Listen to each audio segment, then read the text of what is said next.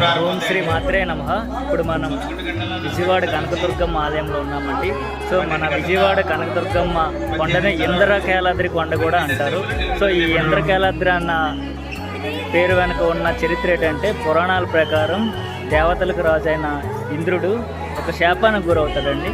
ఆయన ఆ శాప విముక్తి కోసం తన ఆయుధమైన కీలాయుధాన్ని ఈ కొండపై ప్రతిష్ఠించి అమ్మవారికి తీవ్రంగా తపస్సు చేస్తే అమ్మవారు మహిషాసుర మర్దనిగా అవతరించి ఇక్కడ దుష్టశక్తులను సంహరిస్తారు. సో ఈ స్టోరీ వల్లనే ఇంద్రుడు అండ్ తన ఆయుధమైన కీలాయుధాన్ని కలిపి ఇంద్రకీలాద్రి అమ్మవారిగా ఇక్కడ అమ్మవారిని కొలుస్తారు.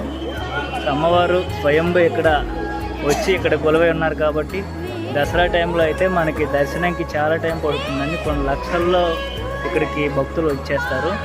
మీరు కూడా ఖచ్చితంగా రావాల్సిన ప్రదేశం.